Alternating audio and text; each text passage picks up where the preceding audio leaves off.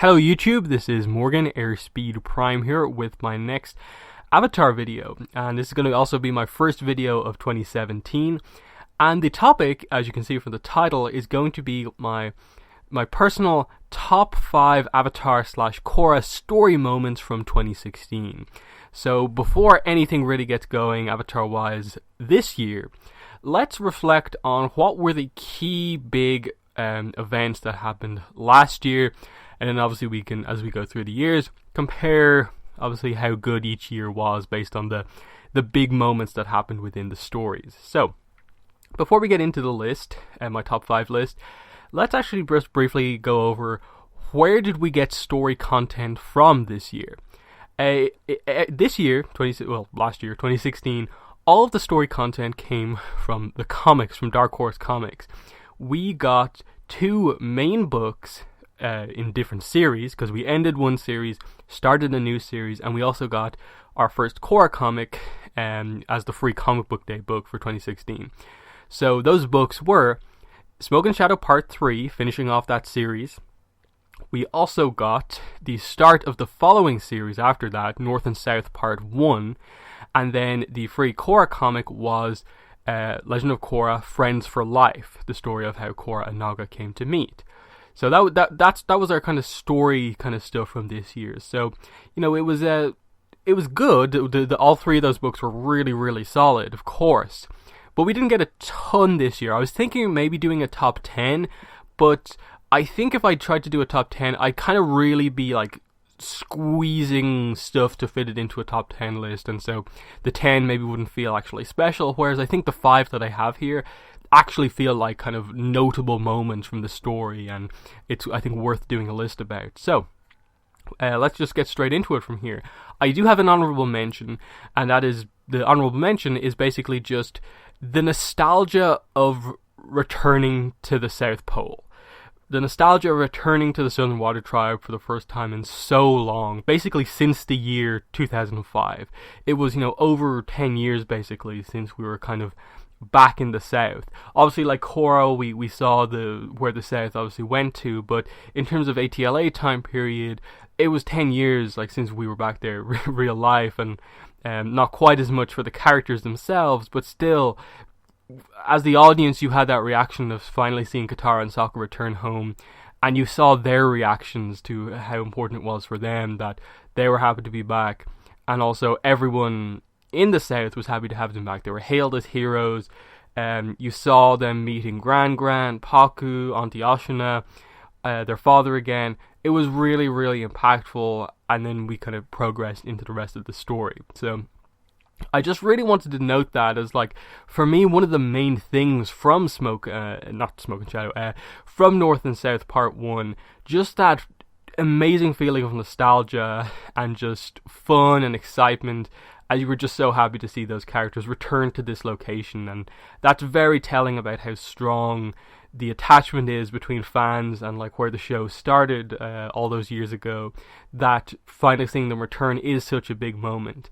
It is more of a kind of general feel about the book rather than a specific story beat, but I did want to note it in this video before I start the actual top 5 list. So let's move on to the top 5.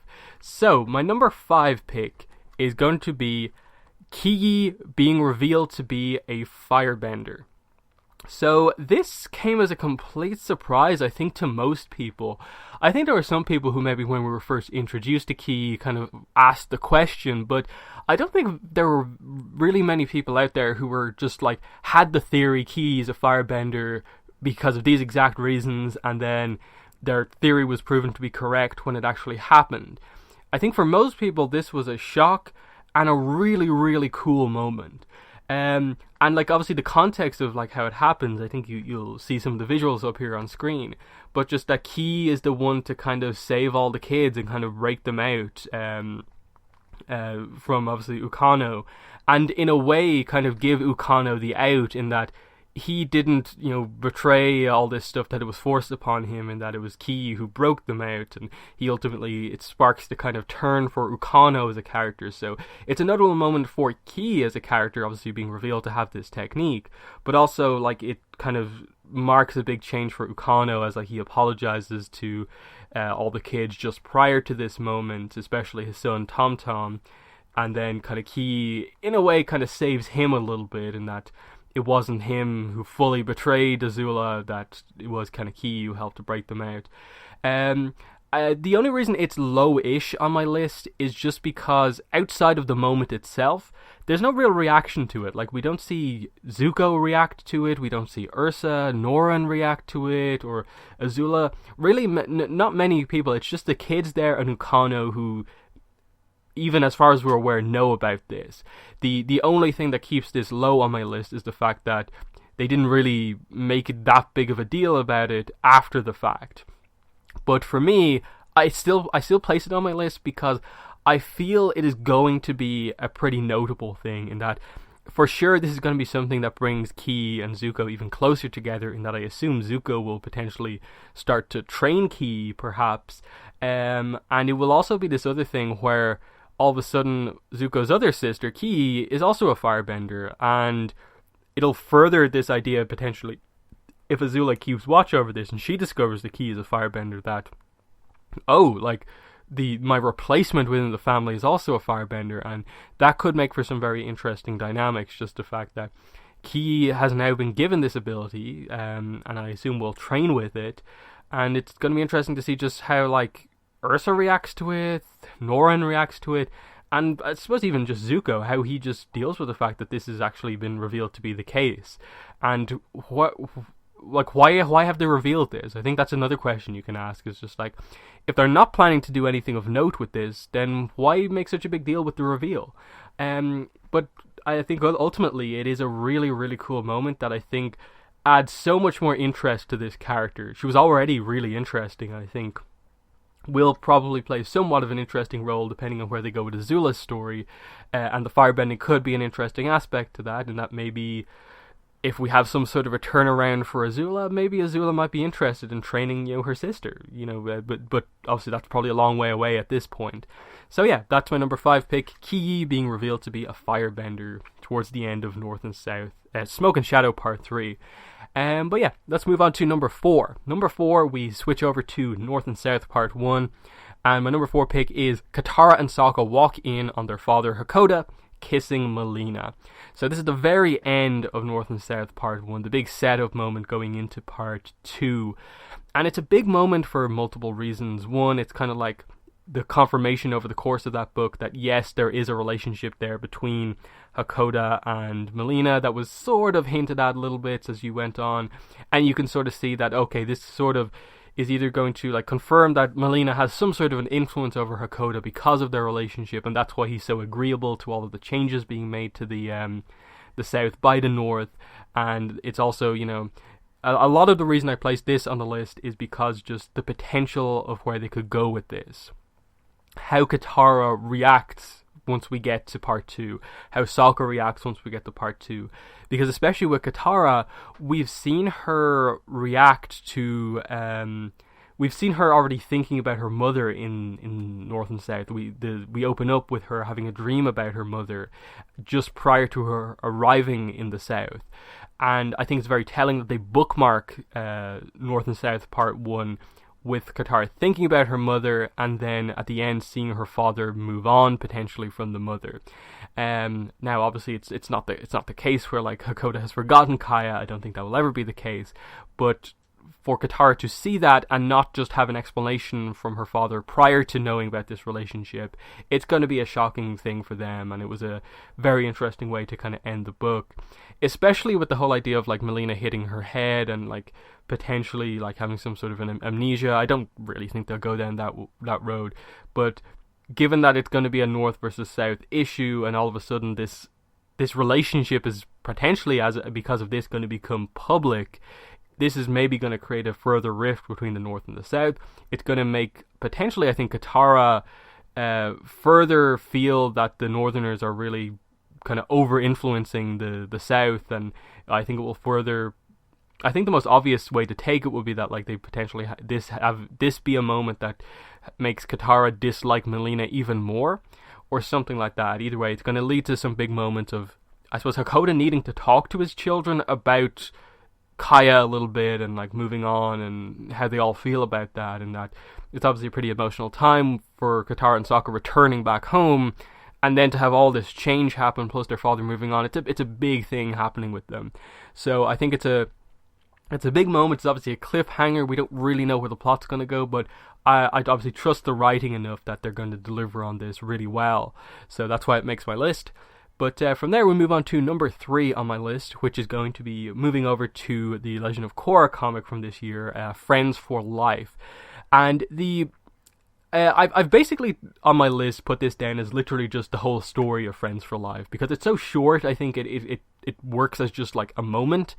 If I had to choose a specific moment from the comic to choose, it would be towards the middle, where Korra and Naga are in the kind of little snow cave that she's created to give them some shelter. She uses firebending and it kind of goes out of control, and she just kind of says to Naga, sorry, I'm not a very good firebender yet. Master Katara says I have to get good at waterbending before I can learn the other elements. I thought being the Avatar was going to be fun, but it's just a bunch of rules. And it's the one kind of, in any way, more serious moment of this book. There's the whole serious aspect of them kind of going out and the danger of being in the tundra alone. And I suppose the tragedy of, Naga being lost from her kind of group. But it's the one really big serious character moment here in an otherwise very cute book about Korra when she was younger. Just that even at this very young age, she expected something very different from training to be the Avatar. She thought it would be more fun to learn the elements, but because she's forced to do it in a very specific way, and she can't learn firebending yet because she has to master waterbending, she's really just not seeing it as like as fun as she needs it to be. And she's kind of, the little worries of like very young Korra here. I really like that moment. But as I said, my number 3 pick is kind of the book overall, because it is only about 10 pages. And just kind of seeing a little bit more of Tonraq and Senna, seeing them kind of accept, Naga as Korra's animal guide, and the little bit with Katara at the end, and it just being like Naga arriving adds this fun into Korra's life, that she's kind of been driven by rules currently, been in her training to be the Avatar, and Naga adds this kind of excitement to the kind of training that otherwise wouldn't have been there. And the final page of the Korra comic, obviously, with the kind of montage through Korra's life, as we see Korra at a couple of different stages in her life we've never actually seen, like 10, 11, 12-year-old Korra we sort of see here. It's really nice to see that kind of Avatar and their animal guide growing up together moment in this book. So if anyone hasn't read that free comic, the link where you can find scans of that are in the description. I think it's one that people have to read. It's just that good. But yeah, let's move into the top 2, and I suppose before I reveal my number 2 and then 1, I will say that in terms of this list, 3, 4, and 5 are relatively interchangeable. I think they're very kind of close in terms of where I'd rank them, but my number 2 and 1 I think very much stand out above the rest. Like, I think these are like the biggest moments that we got in the stories this year, and I think ultimately I'm very happy with the order I have them in as well. That I think the number 1 moment is a little bit above the number 2, but they're both great moments. So, number 2 on my list is kind of a combination of 2 scenes, but fundamentally they run directly into each other, so I'm okay with putting them together. It's Ursa and Iroh talk, leading to Ursa confronting Ozai at the very end of the book. So these are both fascinating scenes. Like, the entirety of Smoke and Shadow has kind of built up this idea that Ursa returning to the palace, and the Fire Nation kind of, this part of the Fire Nation in general, has been very tough on her. It's she's kind of terrified being back in the palace because it reminds her of Ozai and her life from before, and she's trying to kind of force her way through it for kind of Ki's sake. But Ki, throughout the entire book, notices Ursa's fear and is very kind of taken aback by this, and isn't really recognizing her mother, because Ursa's kind of acting so different. It doesn't kind of feel like her mother the way kind of Ursa's acting in the palace, and so we finally get this moment where they begin to address it here as Iroh comes up to Ursa.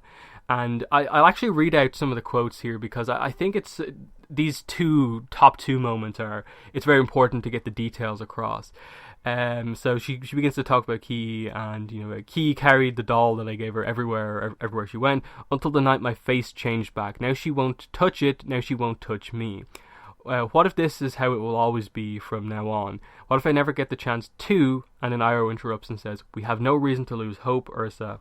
And then Ursa says to Iroh, can I ask you something, Iroh, something terribly personal? And he says, of course, anything. And she says, how did you get over the death of your son? And he says, I'm not over it. I will never be. As parents, we want nothing more than for our children to be safe. Unfortunately, the world is an inherently unsafe place, so many dangers, so much to fear. No matter how hard we try, we can never keep our children completely safe. Better to teach them and ourselves to see the fear with unclouded eyes. I try to stay positive, honestly I try, but it's all just a mask. Deep down, all I feel is fear. So Iroh's line ending with unclouded eyes, and then Ursa being the one to kind of talk about a mask. And obviously this is kind of the exact reason for why kind of Ki has been so taken aback with the way Ursa's been acting, and that it to Ki comes across that this is someone different than her mother, because this mask of fear has really kind of changed her. And Iroh says, Ursa, the fear will always be with you, always. Even after she returns, you must learn to see it with unclouded eyes. And then the secondary part of the scene is when she actually goes to confront Ozai, and it's, again, very impactful. We were waiting to see if they would in any way approach this. And she goes in, he basically says, Ursa, I heard you returned, that was a mistake. I promised that if I ever saw you again, I would end you and everyone you ever loved. But I'm going to do that and so much more than that. By the time I'm through, you will beg for oblivion. You hear me, you wretched thing, you will beg. And she is initially terrified at him kind of screaming at her, but then she kind of calms down, the unclouded eyes come out, and she says, you, I see you. After all these years, I finally see you, Ozai. You're just a small, small man, trying with all your might to be big. Your heart is so small, you've no room for your son or your daughter or your brother or even yourself. Goodbye, Ozai. And he tries to kind of get her back by manipulating her. Don't turn your back on me, come back and grovel before me. Do you hear me? Come back and grovel. But she just walks off. That's all she needed to say to Ozai. I think both of these moments are really, really good, because it's very clear that there was a very close relationship between Iroh and Ursa. Earlier on in Smoke and Shadow, we got the reveal that Ursa said to Iroh that he was one of the few people during her time in the kind of palace that kind of made her feel very comfortable around, and that she actually enjoyed kind of interacting with. That the two key things that she got out of being in the palace and being royalty were meeting Iroh and then her children. Both of them. And it's so interesting to get this moment where she can kind of talk about that, because it's a kind of different version of loss, but the idea that Iroh having dealt with the death of Liu Ten, and then Ursa kind of having dealt with I suppose in the past the fact that she was separated from both of her children for so long, and now has in a way had to deal with Ki separating herself from her. And she's kind of just asking, a more experienced person, how do you get past this, and ultimately getting into the root of the issue, in that Ursa is terrified being back in the palace, and that ultimately it's, it all comes down to Iroh's kind of advice. It's similar in a way to the advice he kind of gives Korra in A New Spiritual Age. The whole idea, if you look for the light, you will often find this, but if you look for the darkness, that's all you will ever see. That Ursa's only remembering the bad things and none of the good, and so can only ever see Ozai as the kind of violent, evil man that she kind of knew, and is kind of unable to see that right now he is kind of in a helpless spot right now, and that she can reflect on basically her experiences with him and see that in the end he is a kind of miserable person. He never was able to open up his heart to anyone. Both of his children he never really cared about. I suppose he never really cared about Ursa in the end. His brother he's always had issues with, and even himself you kind of see that he does. How much does Ozai even care about himself? It's very interesting how to do it, and I like the simplicity that there was no need for a huge back and forth. It was just Ozai trying to control her and her just speaking her mind and walking off, and that getting rid of the fear, and then her going back to Ki, and Ki instantly recognizing that her mother is actually back. That in the end, it had very little to do with the fact that Ursa's face had changed. It was the change in attitude from Ursa compared to how she was before. compared to how she was in the palace and the fear that she felt there. It was, I think, it was a kind of more kind of backgroundy plot in that it was only like a couple of scenes that really addressed this plot, but I think it was a really well done one, and I think that's one that's so worth having on the list because it builds off the search so well, and it's something we've been waiting for, just given after the search that we found out why Ursa left and the details behind it. Her coming back and confronting Ozai about everything that happened was something that we did need to see, and we finally got that. And so it's just a very, very strong moment. Absolutely worth the number 2 slot on my list. But we move into number 1, and I think there's only one moment you can have here, and that is Zuko and Azula fight in the Dragonbone Catacombs, specifically the crypt of one of the Fire Lord's kind of best advisors. And it's a really big moment in that this is kind of the key Azula moment within North and South, that ultimately, it was more of a kind of Kamara Kage plot. It wasn't necessarily completely about Azula's arc and maybe her path to redemption, but right here towards the end, once Azula was revealed to properly be in the story, this is where it kind of comes out, and we get the true meaning behind kind of what Azula has been up to. And we finally get Zuko and Azula talking together, and it's very interesting. The setting is kind of perfect, that they're in the kind of graveyard where all of the trusted advisors of the Fire Lords are, and they go into the first Fire Lord's most trusted advisor's crypt. And it's such a fitting location because ultimately Azula thinks that she is playing that exact role for Zuko, and to some extent she is. It's just all about, is Azula in any way right about the way she's feeling right now? But as we get the fight here, which is exceptionally well done, this fight, you get to see them both using the fire daggers. You see that something has changed within Azula, in that Zuko has had the advantage over Azula for basically the last couple of times they've encountered each other since the finale of ATLA. But now all of a sudden, Azula seems to have got that advantage back. Her clarity seems to have kind of returned, and her purpose is back, and so her kind of fighting skills have kind of gone past Zuko's. And we get this really important moment where kind of Azula has Zuko pinned down, and he just says, "Getting rid of me won't put you back on the throne, Azula. Just accept it. You will never be Fire Lord." And this is where the big moment happens. This is the moment. This is the number 1 moment for me. Accept it. I've embraced it. I know I will never be Fire Lord because I'm not meant to be Fire Lord. You were right all along, Zuzu. Once I discovered my own destiny, that voice in my head finally shut up. I felt weightless ever since, free, maybe for the first time in all my life. And Zuko's kind of like, that's a great Azula, I guess. Like, he's honestly kind of like, that's good, but where are you going with this? And Azula continues, my destiny, you see, is to make you into the Fire Lord I tried to be. One who's strong, who rules through fear. Can't you see it's already working? And Zuko thinks that he's won because all the children have been freed, but she just says, in the last 24 hours, I've shown just how ruthless you can be. Deep down inside, you're still one of us. You can deny it for a little while, but eventually you will become just like me, and then in a sense, I'll be Fire Lord again. And that's what she leaves Zuko with, take your own advice, Zuzu. Accept it. This is who you are.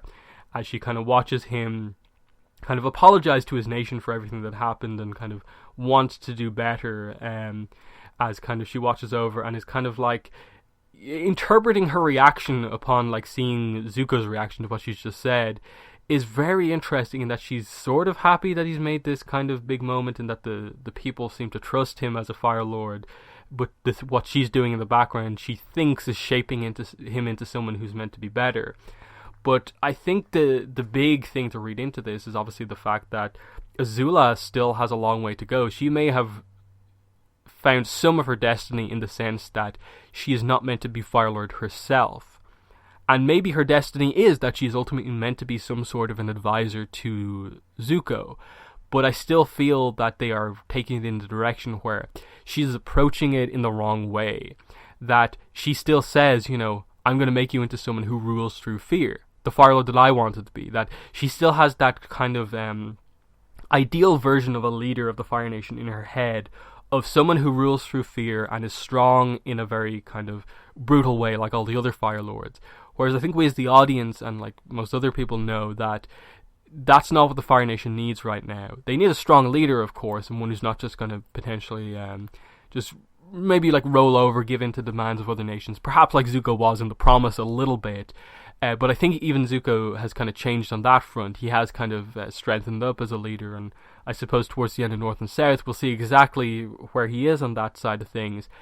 But I really don't think that Azula is fully like helping. I don't think that what she's doing here is exactly perfect, in that Zuko's not just going to accept this. I don't think many people are just going to accept the fact that there's just a kind of rogue Azula out there doing things in the shadows to kind of help Zuko become a better Fire Lord, being the darkness of the Fire Nation so Zuko can be the light, basically, and kind of force him to kind of almost become like her. That I don't think is going to happen. I think we are past the point of challenging Zuko about his kind of dual lineages, about the fact, is he going to be like an evil Fire Lord, or is he going to be more just like the avatars from his mother's side of the family? I think we're kind of past that point, and it more highlights the fact that Azula is the one who still has some ways to go. Just the fact that she still relies on kind of controlling people through fear, and still thinks that is the best way to go about things. I think part of what Ursa says to Ozai, which I just talked about, also applies to Azula.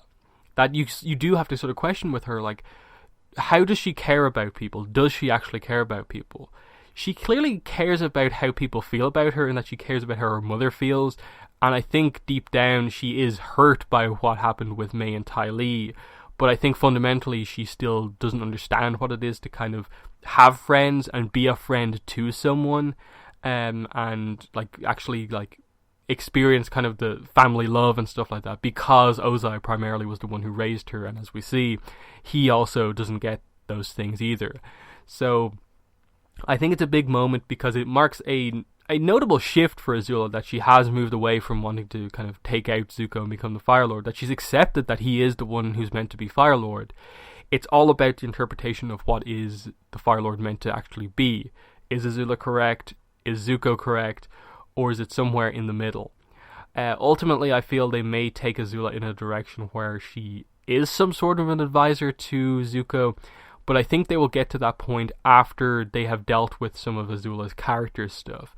Because I do think that ultimately she is a very intelligent character and could be a good advisor to Zuko, and potentially maybe recommend some of the kind of more harsh but maybe not as kind of extreme stuff as Azula currently is now, but she could help the Fire Nation to maybe do some of the harsher things that Zuko wouldn't usually do, by recommending to him as an advisor. That could be an interesting role for her to play, but I'm not really sure where they're going.